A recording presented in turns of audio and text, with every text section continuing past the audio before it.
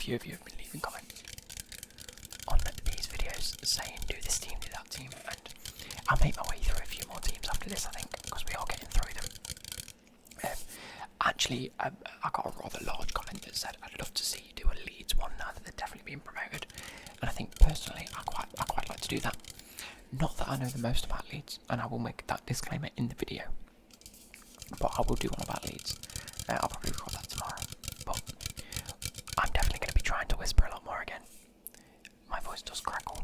That's just being a male and having no control over my voice. I have my tango.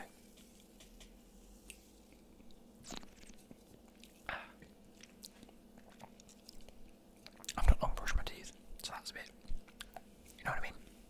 Anyway, in today's video we're going to be talking about Liverpool. I think it's the last one of the top six that I've got to get done. And all in all, it's not really the most exciting one. But I think from all the other ones that we did, I did it again. I went into speaking mode. No, whisper, Luke. Remember to whisper.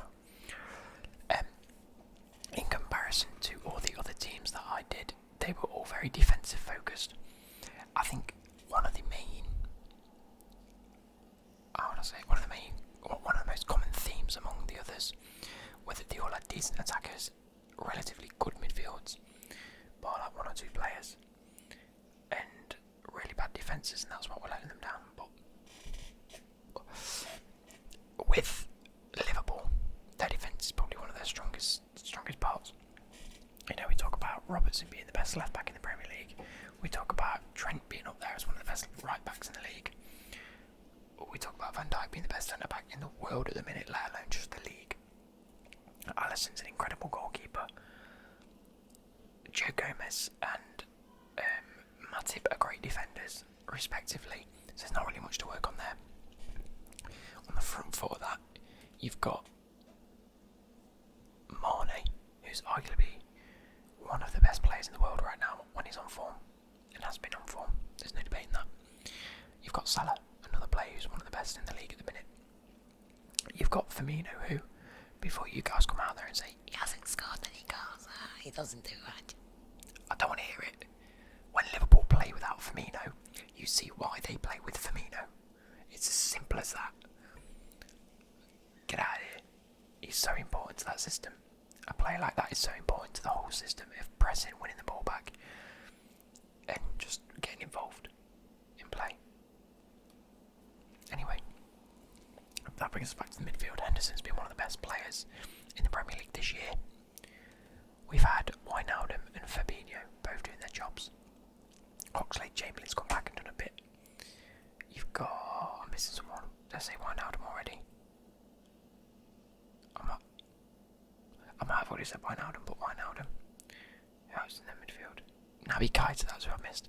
He's been doing great. So, where do we really pick from? Now, personally, based on the players that I know they've been linked to, I've gone with centre midfield. You know, you've got the likes of Oxlade-Chamberlain and Wijnaldum and Keita and Fabinho and Henderson. And I'd say that they're all brilliant. They can all do their jobs. But there's not really a standout player there for me. Going forward, I don't think there's one player there specifically that I can say is definitely the player that picks the ball up and runs with it, you know. Good with the ball at the feet. You know, Wijnaldum's good. He's a very good all-round player, which is fair enough. You know, he's a great player. But when we're talking about top quality in that specific area, he's a very good, well-round player, and I like him personally. I don't want them to get rid of him. Henderson is a great player, but he's a lot more defensive. He sits back a little bit. He's not a pick the ball up and run forward with it. But at the same time, he's a great leader, and there's a reason he's been so good this season. Fabinho, an incredible CDM. Again, actual passing ability, dribbling ability, not the best. Naby Keita played with a few injuries. Oxlade-Chamberlain's good going forward, but even though he is now a centre mid, it might be me, and just take this with a pinch of salt, but I remember when he used to be a winger, and even though he does play in that middle of the park, I still see him drift wide a bit. what, he still tends to like favour going to the side of the pitch rather than the middle of the pitch. But that's just me trying to overanalyse a few things, and at a very basic level, that's not. Look, I'm not saying any of them are bad at dribbling or bad at passing or bad at going forward. I'm just saying if there was one area I could choose from out of Liverpool this season, it'd be that they don't really have that person in the midfield that drives forward. It's usually just out wide distributed, and I understand that as the system. I'm not brain dead, but you've got to understand that. I don't know. I'm waffling again. I'm waffling. Anyway, that's an area that I did pick up on, that they don't really possess any sort of ability in. If the defenders can't quite get back, or they play a little bit more defensively, there needs to be a player in the midfield that can instigate their moves. I've lost my curtains. Similarly,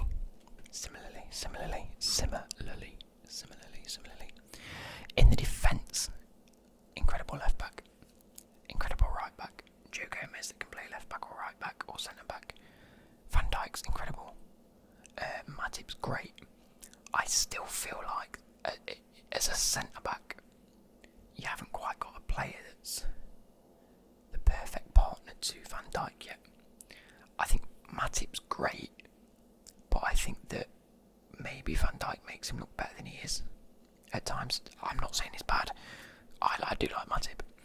The same with Joe Gomez, in the fact that he might be a good centre back, but there's also times where I think you can tell that he plays right back a lot, and you can sort of tell that he's not quite comfortable in that specific centre back role. And again, if Van Dijk goes out, will you really trust Joe Gomez to really lead the team in the back, or at the back, should I say? Possibly not. I don't know. So I've picked out two centre mids, two for different reasons, and then a centre back. And before you argue with some of these, let me explain them. So number one, we'll start with the centre backs because we've been talking about them a lot anyway. Diego Carlos from Sevilla. Now he's 27 years old. He's a little bit older, but I think he's an okay age. He's made 35 appearances this season and only got 7 yellow cards, which is one in every 5 games, which isn't that bad to be fair. That's in La Liga, not in Europa. 1 in the Copa del Rey. He arrived from Nantes in the 1920 season, which is only this season. Is it only this season? Surely not. For only 13 million anyway. His transfer value already is 28.8 million. It was at 36 million before the break. So take that into account. So he was up into like the 20-30 million mark, which is huge for a player. He looks like a really great, solid centre back. He looks very composed, just as a centre back in total. Just like a brilliant player. The comparable players to him are Matip, John Stones, Rudiger, Lindelof, Ginter, De Gene, and Umtiti. So, you know, that says something about the quality of him and the calibre of his ability. I'm trying to find more stuff out. There we go. V4 stats. There we go. So it's not going to be that expensive. 30 million-ish. You're probably not going to pay him 35 to 40 million, or unless you want to swap Matip out or a different centre back out. It's not going to be the worst thing in the world, is it? And getting another solid player. You'd never swap Joe Gomez out because Joe Gomez is young, and you know he's breaking through and he's still got a few years of experience to gain. But at the same time, hey, it'd be a great backup player, just for in case any of those sort of drop out. I don't know whether he's like top quality personally, but I do think he's got a fit, and the reason that I chose him is because in my head I thought he was sort of a player that would fit, you know, and I do think it's a player that would fit the system of partnering up with Van Dijk or someone like Van Dijk, and you know, solidifying a place in the team. But when I googled it, he's also been linked with moves to. Let's have a look. It hit them, and Man City have been linked to him. That was 2 days ago. And Tottenham, Man City and Liverpool all linked with them. So I think that's a bit of a not really a blessing, but a bit of a it's a bit of a reassurance for me that I am looking at the right sort of players. He's a little bit older, and I don't think they'll probably go for him, if I'm being totally honest, because they're not going to want to battle Man City and Tottenham to a player that's not necessarily necessary. There we go. That's a tongue twister for you. Right, so moving on to centre mids, we've got obviously Thiago. The reason I chose him is because he's been linked to Liverpool anyway. He's 29, so he's about hitting his peak of his career, and he's been one of those players over the past 4 or 5 years that his name's been thrown around a lot, and he seems to go under the radar a lot. Like Bayern Munich, you always hear of Muller, or more recently like Kimmich and Goretzka. Probably because he's Spanish, not German. You don't hear about Thiago. There you go. Thiago has only lost 9% of his matches in the Bundesliga. That is the best rate ever for a player with at least 150 games now. That's not saying that he's amazing. That's saying that the team that he's been in has been amazing, and he went from Barcelona to Bayern Munich. But he went for a fee of 22 million. His market value currently is 43 million, which has dropped from up there at the 60 millions in 2018 and 19. I reckon if Liverpool were to go for him, they'd probably spend about 55 to 60 million for him anyway. So,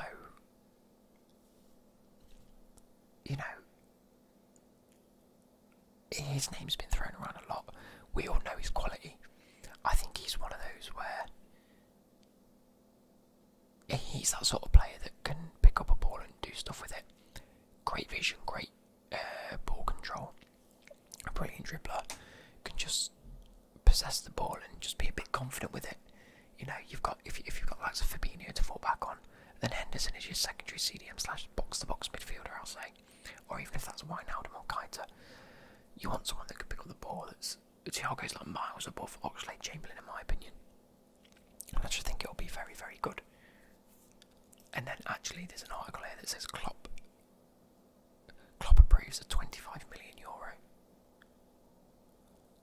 Liverpool are reportedly willing to pay 20 to 25 million euros, and Bayern Munich are happy with that. Oh, apparently the agreement between the player and Liverpool's already done. They've just got to agree on it. So if you're big, if you're getting Thiago for 25 million, that is a steal. And that means I'm looking at the right players. Not that I've already heard of it. The last one is a player that's very similar, but offers a little bit of a different approach, and I'll explain it now. This guy used to play for Barcelona under 18s. He signed for Dynamo Zagreb, and now plays for RB Leipzig, and it is Dani Olmo, a Spanish attacking midfielder. Now, on this, I didn't realise he actually plays like properly attacking midfielder, not like centre mid to attacking midfielder. So, pull me off on this one if I'm a little bit wrong. But like it says here, he's an attacking midfielder. He's made 12 appearances in the Bundesliga, and that's trying to get ahead of the likes of Forsberg anyway. So he must be doing something right. From what we've all seen, he's a great talent. In the 35 appearances he's made across the Bundesliga and the Champions League and Champions League qualifiers and whatever else competitions these are, he's made 35 appearances. He's scored 12 and assisted 8, so he's getting in on the action. That's 20 and 35. A decent return, if I'm being totally if I was his manager, I'd be happy. But he's only valued at about 28 to 30 million pounds, sorry. So, and like I say, he's young. He's only 22 years old. So this could be a player that you sort of transition to that centre mid spot. But like I say, does push forward. Is your attacking midfielder in that sense, even though they play like a triangle of defensive midfielder and then 2 centre mids. Fabinho usually stays back, Henderson to box, and almost like get forward, link up play sort of thing. Or it's usually Oxlade-Chamberlain or Wijnaldum and Keita in that mix somewhere. And I think it works. So Danny Olmo is a great option, I think. Let me know if you guys agree with that. The only alternative to this is the fact that Danny Olmo can also play right wing and left wing, which I think is backups for the likes of Mane and Salah. I know Shaqiri's thrown in there and Origi's thrown in there. I actually think having someone that's comfortable playing right wing and left wing with the likes of Shaqiri, it just adds a lot more depth to the squad. So I think that could be brilliant. But anyway, I hope you guys have enjoyed this. Leave a comment down below as to what sort of players you think I need to look at for Leeds, and what sort of teams you'd like to see. You know, the likes of Leicester and Sheffield I'll probably get to.